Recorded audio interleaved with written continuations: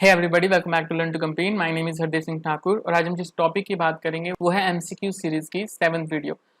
हर बार की तरह इसमें भी इंपॉर्टेंट 25 क्वेश्चन रहने वाले हैं जिनकी अगर आप रिवीजन कर लें तो आपके लिए बहुत काम आएंगे। अगर आप पीजीटी की तैयारी कर रहे हैं, यूजीसी नेट की, सेट की, केवीएस, एनवीएस जैसे बेसिकली आप इकोनॉमिक्स से रिलेटेड किसी भी एग्जाम की तैयारी कर रहे हैं तो उनके लिए ये इंपॉर्टेंट है। तो बिना टाइम वेस्ट किए स्टार्ट करते हैं। देखिए, सबसे पहला क्वेश्चन है, an economic transaction is entered in the balance of payment as a credit if it leads to. Balance of payment में कोई भी इकोनॉमिक ट्रांजेक्शन को एज ए क्रेडिट कब लिया जाएगा? ओके तो पहला ऑप्शन है the receipt of payment from the foreigners, ये बिल्कुल सही है। अ पेमेंट टू फॉरनर नहीं, ये डेबिट हो जाएगा। A surplus in the current account, इसे हम surplus in balance of trade कहेंगे, तो ये भी क्रेडिट नहीं है। A surplus in capital account, इसे हम surplus in balance of payment में ऐड कर सकते हैं बट इसे क्रेडिट नहीं कहेंगे हम, तो ये भी ऑप्शन हमारा गलत हो गया। तो बैलेंस ऑफ पेमेंट में क्रेडिट किसे कहा जाएगा? रिसिप्ट जो मिलेंगी हमें, पेमेंट जो हमें मिलेगी फॉरनर से, उसे हम क्या कहेंगे? Credit in the balance of payment. तो इसका आंसर हो जाएगा ऑप्शन ए। नेक्स्ट क्वेश्चन है, as per the money stock measures defined by the RBI the M3 is a denoted by. देखिए, आप लोगों ने पढ़ा होगा M1, M2, M3 and M4 के बारे में। इन मेजर के बारे में मैंने एक वीडियो में बात करी हुई है, ऊपर आई बटन में दी होगी, आप उधर जाके देख सकते हैं। ठीक है, तो M3 में क्या क्या आता है? M3 में आता है M1 plus time deposit with the bank. Okay, तो इसमें ऑप्शन आ जाएगा M1 plus time deposit with the public. यहाँ पे पब्लिक दिया हुआ है, आप यहाँ पे बैंक कर लीजिएगा। ओके, तो इसका आंसर हो जाएगा ऑप्शन सी। नेक्स्ट देख लेते हैं, choose the right answer from the given below. In the classical model no equilibrium other than full employment is possible. हाँ, ये बिल्कुल सही स्टेटमेंट है। क्लासिकल्स ने कहा था कि इकोनॉमी में हमेशा क्या रहता है? फुल एम्प्लॉयमेंट रहता है। अगर इक्विलिब्रियम की सिचुएशन है तो इसका मतलब है कि वहाँ पे फुल एम्प्लॉयमेंट ही होगा। Okay, this is insured by negatively sloping aggregate demand curve. Yes, aggregate demand curve negative sloping होती है, यही बात की गई थी क्लासिकल के द्वारा। और वर्टिकल एग्रीगेट सप्लाई कर, एग्रीगेट सप्लाई कर क्लासिकल ने क्या कहा था? हमेशा क्या होती है? वर्टिकल होती है। और इसके होने का रीजन भी क्या था? फुल एम्प्लॉयमेंट, है ना। तो यानी कि स्टेटमेंट ये भी ठीक है और स्टेटमेंट ये भी ठीक है। अगर आपने क्लासिकल वाली वीडियो नहीं देखी है, ऊपर आई बटन में दी होगी, आप जाके देख सकते हैं, या फिर आप मैक्रो की सीरीज में जाएंगे। मैक्रो इकोनॉमिक की एक अलग प्लेलिस्ट बनी हुई है, उसमें क्लासिकल और केन्स की वीडियोस की हमने बात करी है, आप वहाँ पे जाके देख सकते हैं। पूरा का पूरा कोर्स है वो मैक्रो का। ओके, फर्स्ट स्टेटमेंट भी करेक्ट है और सेकंड स्टेटमेंट भी करेक्ट है, both S and R correct. तो इसका आंसर हो जाएगा ऑप्शन बी। नेक्स्ट क्वेश्चन देख लेते हैं, right the following bank in proper sequence on the basis of their year of establishment. देखिए, इन बैंक के ईयर ऑफ एस्टैब्लिशमेंट बताने हैं हमने। आईडीबीआई कब बना था हमारा? आईडीबीआई बना था हमारा 1964 में। सिडबी कब बना था? अप्रैल 1990 में बना था। नाबार्ड कब बना था? इसकी तो आपको डेट भी याद रखनी है क्योंकि ये बहुत बार डेट के साथ पूछा गया है। 12 जुलाई 1982 को बना था नाबार्ड।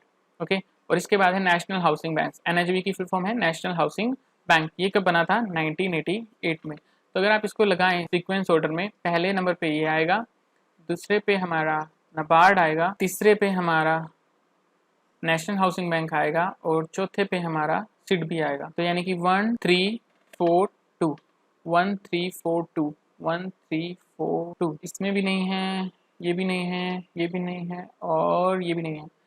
तो आई थिंक इसमें आंसर ठीक नहीं दिया हुआ है, आप मैच कर लीजिएगा। कोड इसका होना चाहिए 1 फिर 3 फिर 4 2, क्योंकि पहले आईडीबीआई आया था 1964 में, फिर हमारा नाबार्ड आया था 1982 में, और नेशनल हाउसिंग बैंक आया था हमारा 1988 में, और सिडबी हमारा आया था 1990 में। ओके, तो यहाँ पे ऑप्शन ठीक नहीं है, इसे आप करेक्ट कर लीजिएगा। यहाँ पे मैंने इसीलिए आंसर पे भी क्वेश्चन मार्क लगाया हुआ है क्योंकि यहाँ पे ऑप्शन गलत है। नेक्स्ट देख लेते हैं, the kinky oligopoly demand curve theory was put forward bye. देखिए, ये सबको पता है, पॉल स्वीजी द्वारा किंग डिमांड कर्व दी गई थी। आप ईयर याद कर लीजिएगा कि 1939 में दी थी। ये ईयर कई बार लोगों को पता नहीं होता कि कौन से ईयर में किंग की ओलिगोपोली डिमांड कर्व दी गई थी। तो इसका आंसर हो जाएगा ऑप्शन ए। नेक्स्ट क्वेश्चन देख लेते हैं, a shift in the aggregate demand curve due to expansionary fiscal policy always increase aggregate output in the complete Keynesian model. ये कह रहे हैं कि शिफ्ट होगा अगर एग्रीगेट डिमांड कर्व में तो एक्सपेंशनरी फिस्कल पॉलिसी की वजह से, तो क्या हमेशा एग्रीगेट आउटपुट इकोनॉमी में बढ़ेगा? जी नहीं, नहीं बढ़ेगा। और यही रीजन था कि केन्स ने क्या कहा था, एग्रीगेट सप्लाई कर पहले कैसी होती है? हॉरिजॉन्टल होती है, फिर वर्टिकल होती है। तो जब एग्रीगेट डिमांड बढ़ेगी तो पहले तो आउटपुट बढ़ेगा, फिर एक पॉइंट के बाद एग्रीगेट डिमांड बढ़ने से आउटपुट उतना का उतना ही रहने वाला है। आउटपुट हमारा नहीं इंक्रीज होगा, आउटपुट उतना का उतना ही रहेगा, क्योंकि कुछ टाइम के बाद एग्रीगेट सप्लाई कर क्या हो जाती है? वर्टिकल हो जाती है। तो ये स्टेटमेंट क्या हो जाएगी? गलत हो जाएगी। This happen because aggregate supply curve is always upward sloping in complete Keynesian model. ये भी गलत है, aggregate supply curve always upward sloping नहीं होगी। ओके, तो यानी कि पहली स्टेटमेंट और दूसरी स्टेटमेंट दोनों गलत है, तो इसका आंसर हो जाएगा S is incorrect, R is incorrect, यानी कि ऑप्शन डी इसका आंसर हो जाएगा। नेक्स्ट क्वेश्चन देख लेते हैं। Which of the following is not the principal of bank lending, इनमें से कौन सा बैंक लैंडिंग का प्रिंसिपल नहीं है? Collective responsibility, liquidity, security, profitability. देखिए, बैंक लैंडिंग के जो बेसिकली प्रिंसिपल होते हैं वो कितने होते हैं? 5 होते हैं। पहला प्रिंसिपल होता है लिक्विडिटी, यानी कि बैंक क्या करता है, बैंक ऐसे एसेट पे आपको लोन देता है जो लिक्विड हो, यानी कि अगर आपकी प्रॉपर्टी रख रहा है तो जब भी बैंक को पैसे की जरूरत हो आपकी प्रॉपर्टी दे के वो पैसा ले सके अगर आप लोन नहीं भी भरते हैं। दूसरा केस होता है सेफ्टी का, यानी कि बैंक उतनी मात्रा में आपको लोन दे जितना आप भर भी पाएं। ऐसा नहीं है कि आपकी कैपेसिटी, आपकी सैलरी कम है लेकिन बैंक आपको इतना ज़्यादा लोन दे दे कि आप उसकी किस्त भी ना भर पाएं। ठीक है। तीसरा होता है डाइवर्सिटी, यानी कि डिफरेंट डिफरेंट सेक्शन में लोन दिया जाता है, डिफरेंट डिफरेंट सेक्टर को लोन दिया जाता है। फोर्थ होता है स्टेबिलिटी और फिफ्थ होता है प्रॉफिटेबिलिटी। ओके, तो ये है प्रिंसिपल बैंकिंग के। ओके, लिक्विडिटी इसमें है, सिक्योरिटी इसमें है, सेफ्टी सिक्योरिटी में ही आ जाता है, प्रॉफिटेबिलिटी इसमें है, लेकिन कौन सा नहीं है? कलेक्टिव रिस्पॉन्सिबिलिटी प्रिंसिपल नहीं है बैंक लैंडिंग का, तो इसका आंसर हो जाएगा ऑप्शन ए। नेक्स्ट देख लेते हैं हम, आइडेंटिफाई द इनकरेक्ट स्टेटमेंट। यहाँ पे याद रखिएगा इनकरेक्ट स्टेटमेंट हमने बतानी है। In perfect competition market price elasticity for the product is infinite. Perfect competition market में price elasticity for the product infinity होती है, ये बिल्कुल ठीक है। हमने आप देखा हुआ है कि परफेक्ट कंपटीशन के केस में डिमांड कर्व ऐसी होती है, हॉरिजॉन्टल होती है, तो elasticity with respect to price infinite होती है। Okay, in monopoly market cross elasticity demand for commodity is near zero, ये भी बिल्कुल सही है क्योंकि मोनोपोली के केस में सब्स्टिट्यूट नहीं होते, इसलिए cross elasticity demand for commodity is near zero होगी, ये ऑप्शन भी ठीक है। In the monopoly market entry into the market is easily possible, ये बिल्कुल गलत स्टेटमेंट है। मोनोपोली मार्केट में एंट्री इजिली पॉसिबल नहीं होती कि एंट्री बैरियर्स होते हैं वहाँ पे। ओके, वहीं पे परफेक्ट कंपटीशन के केस में market entry into the market is very easy, yes ये बिल्कुल सही है। परफेक्ट कंपटीशन के केस में एंट्री बिल्कुल इजी होती है, तो यहाँ पे तीसरी स्टेटमेंट गलत है, तो इसका ऑप्शन हो जाएगा ऑप्शन डी। आ गया हमारा आंसर ऑप्शन डी। नेक्स्ट देख लेते हैं, what can you say about the following statement. इस स्टेटमेंट के बारे में आप क्या कह सकते हैं? इन ए कॉम्पिटिटिव मार्केट, यानी कि परफेक्ट कंपटीशन का केस अगर आप लें, price is greater than marginal cost and in a monopoly market price is equal to marginal cost, ये गलत स्टेटमेंट है। देखिए कॉम्पिटिटिव मार्केट में क्या होगा, प्राइस इक्वल होगा मार्जिन कॉस्ट की, क्योंकि प्राइस इक्वल होता है मार्जिन रेवेन्यू की, और मार्जिन रेवेन्यू किसके इक्वल होता है? मार्जिनल कॉस्ट की। प्राइस इक्वल होना चाहिए था, जबकि इस केस में क्या होना चाहिए था? प्राइस ग्रेटर देन होना चाहिए था। ये स्टेटमेंट क्या होगी? गलत होगी। Since a monopolist is the sole operator in the market he is always bound to make huge profit, जी नहीं, ये भी गलत है। मोनोपोलिस्ट हमेशा सुपर नॉर्मल प्रॉफिट नहीं बनाता, कभी कभी नॉर्मल प्रॉफिट भी बनाता है। ओके, तो यानी कि इसकी दोनों स्टेटमेंट क्या हो गई? इनकरेक्ट हो गई, तो इसका आंसर हो जाएगा option B, statement 1 and statement 2 are incorrect. Next question देख लेते हैं, inductive analysis of choices of location for industry is given bye.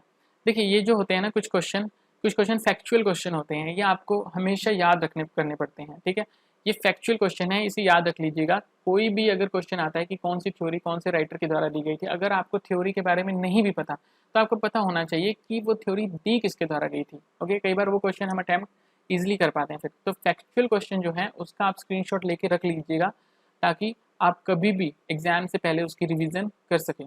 तो इसका आंसर हो जाएगा Sargant Florence, inductive analysis of choices of location for industry given by Sargant Florence, option A. Next question है, in the growth literature beta convergence refer to. देखिए इससे पहले भी एक वीडियो में मैंने आपको बताया था, एक होता है सिग्मा कन्वर्जेंस और एक होता है बीटा कन्वर्जेंस। बीटा कन्वर्जेंस होता है जब पुअर इकोनॉमी फास्टर ग्रो करती है रिचर इकोनॉमी से। ओके, जबकि सिग्मा कन्वर्जेंस होता है जब reduction in the dispersion of income level across country, यानी कंट्रीज के बीच में जो इनकम लेवल है उनका गैप कम हो जाए। ठीक है, तो reduction in the dispersion of income level across country क्या हो जाएगा? सिग्मा कन्वर्जन हो जाएगा। अगर आपसे कभी पूछा जाए सिग्मा कन्वर्जन क्या होता है तो आंसर होगा ए। वहीं पे यहाँ पे पूछा गया है बीटा कन्वर्जेंस, तो ऑप्शन होगा आंसर सी। तो ये हो गया हमारा आंसर सी। नेक्स्ट देख लेते हैं, in an economy given MPC is equal to में 0.8, tax rate is equal to में 0.2, an increase in autonomous investment by 360 will lead to increase in output. देखिए एमपीसी हमें दिया गया है 0.8, ओके, वहीं पे टैक्स रेट हमें दिया गया है 0.2 और चेंज इन ऑटोनोमस इन्वेस्टमेंट कितना है? 360। और हमें इसका फॉर्मूला पता है डेल वाई अपॉन में del I is equal to में 1 अपॉन में 1 माइनस बी 1 माइनस टी। यहाँ पे बी क्या है? Marginal propensity to consume, okay, और टी क्या है? Tax rate. तो अगर हम वैल्यू पुट करें डेल वाई अपॉन में 360 इज इक्वल टू में 1 अपॉन में 1 माइनस 0.8 इंटू 1 माइनस 0.2, तो इसमें क्या आ जाएगा? 1 माइनस 0.8 इंटू 0.8 इजिकल टू में डेल वाई अपॉन में 360। तो डेल वाई हमारा क्या आ गया 360 इंटू में 1 अपॉन में 1 माइनस 0.64। तो ये किसके इक्वल है 360 इंटू में 1 अपॉन में 0.36। ये पॉइंट गया ऊपर 100 आ गया, 360 से 360 पे गया 10 पे, ये आ गया 1000।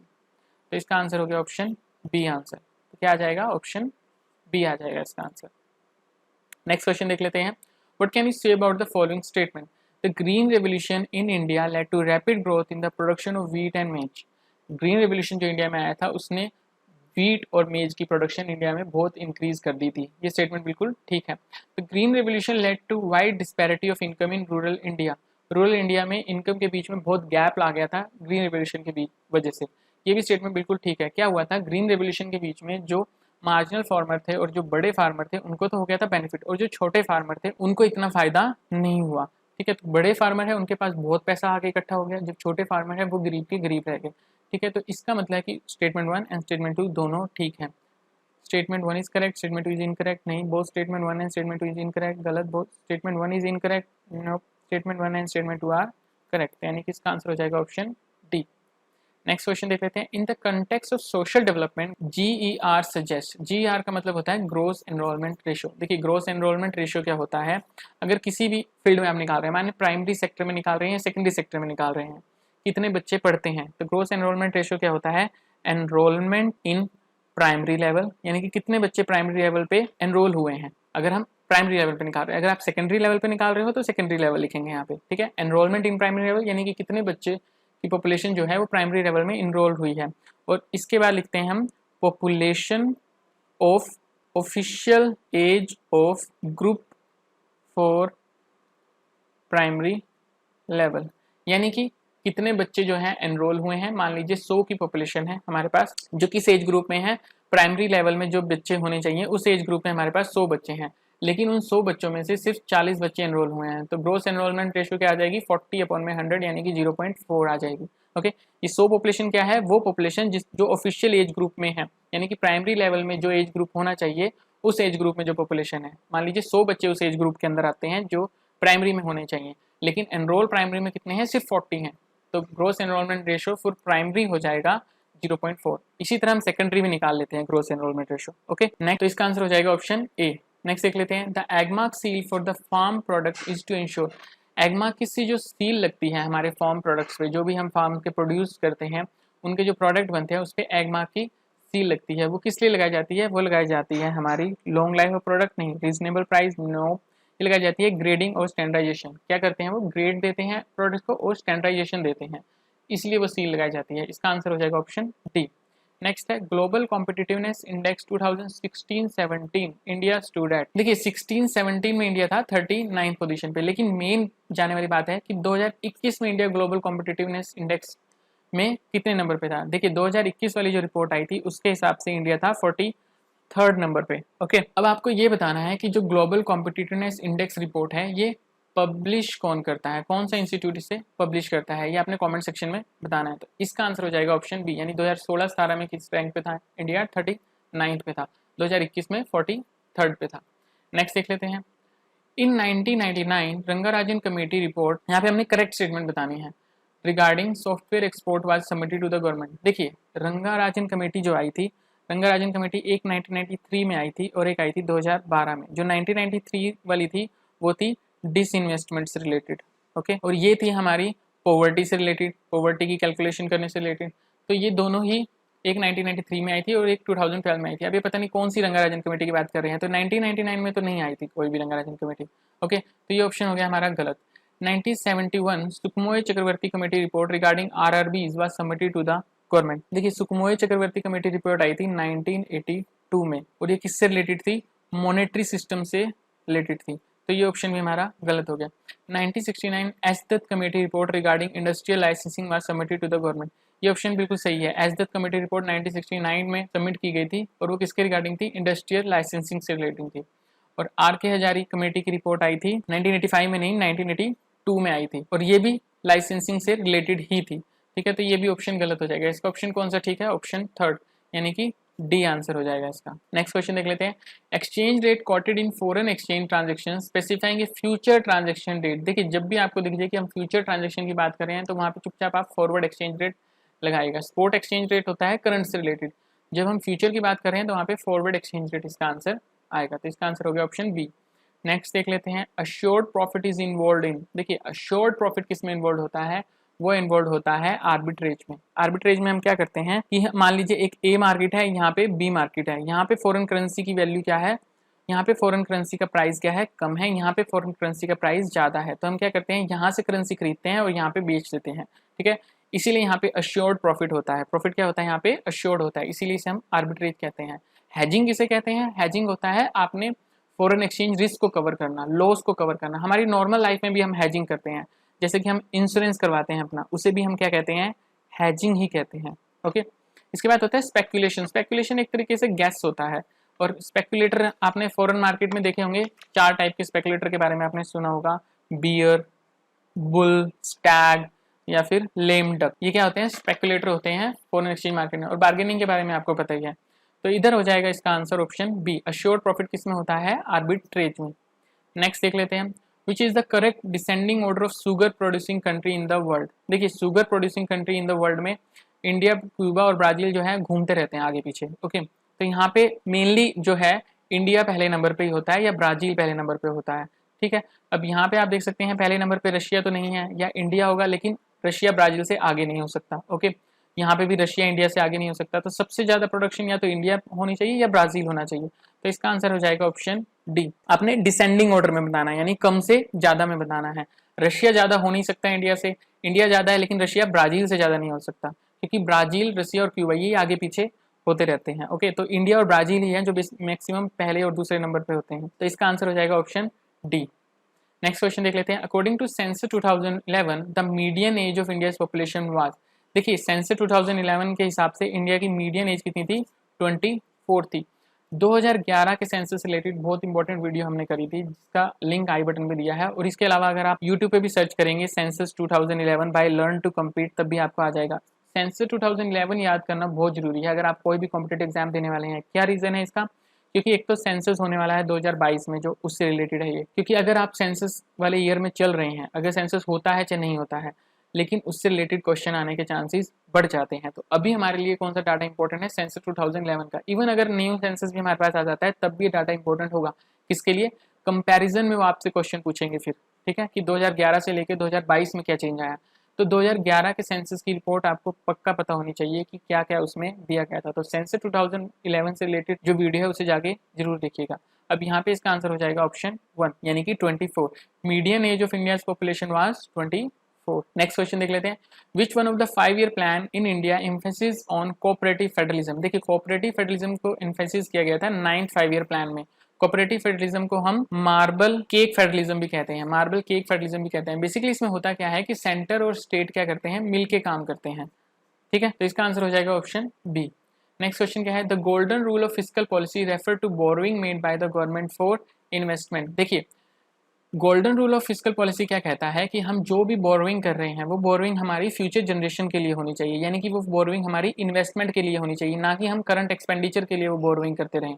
ओके, तो जो हमारी बोरोइंग है वो करंट एक्सपेंडिचर को फुलफिल करने के लिए नहीं होनी चाहिए, बल्कि इन्वेस्टमेंट में होनी चाहिए, ताकि हमारे फ्यूचर जनरेशन के काम आ सके। इसी को हम कहते हैं golden rule of fiscal policy, ठीक है। तो golden rule of fiscal policy made by the government is for investment. तो इसका आंसर हो जाएगा ऑप्शन डी। नेक्स्ट क्वेश्चन है, an accommodating capital inflow for the country implies. देखिए अकोमोडेटिंग कैपिटल इनफ्लो को हम क्या कहते हैं, बिलो द लाइन पेमेंट भी कहते हैं हम इसे, बिलो द लाइन एक्सपेंडिचर भी कहते हैं हम इसे, या फिर बिलो द लाइन आइटम भी कहते हैं हम इसे, ठीक है। अब अकोमोडेटिव कैपिटल इनफ्लो क्यों किया जाता है, अगर बैलेंस ऑफ पेमेंट में प्रॉब्लम है, चाहे डेफिसिट हो चाहे क्या हो, सरप्लस हो। अब यहाँ पे क्या हो रहा है, इनफ्लो हो रहा है। अब इनफ्लो हो रहा है अकोमोडेटिव कैपिटल का, हम इनफ्लो क्यों करेंगे, डेफिसिट को दूर करने के लिए। तो इसका मतलब क्या है, अगर हम अकोमोडेटिव कैपिटल इनफ्लो कर रहे हैं तो बैलेंस ऑफ पेमेंट क्या है हमारी, डेफिसिट में चल रही है। इसका मतलब क्या हुआ, बैलेंस ऑफ पेमेंट क्या है हमारी, डेफिसिट में चल रही है, तभी हमारा कैपिटल इनफ्लो हो रहा है। अकोमोडेटिव कैपिटल इनफ्लो हम तब करते हैं जब बैलेंस ऑफ पेमेंट डेफिसिट चल रहा हो। तो इसका आंसर हो गया ऑप्शन बी। अभी बिलो द लाइन आइटम के अलावा एक होती है अबव द लाइन आइटम, और अबव द लाइन आइटम किसे कहते हैं, ऑटोनोमस आइटम्स को, ठीक है। एक होती है अकोमोडेटिंग कैपिटल और एक होती है ऑटोनोमस कैपिटल। तो जो ऑटोनोमस होती है उसे हम अबव द लाइन आइटम कहते हैं, जो अकोमोडेटिव होती है उसे हम बिलो द लाइन आइटम कहते हैं। नेक्स्ट क्वेश्चन है विच one of the following agreement is not under WTO rules. देखिए WTO के अंदर कौन कौन से एग्रीमेंट होते हैं ये मैंने यहाँ पे दिए हुए हैं, ठीक है।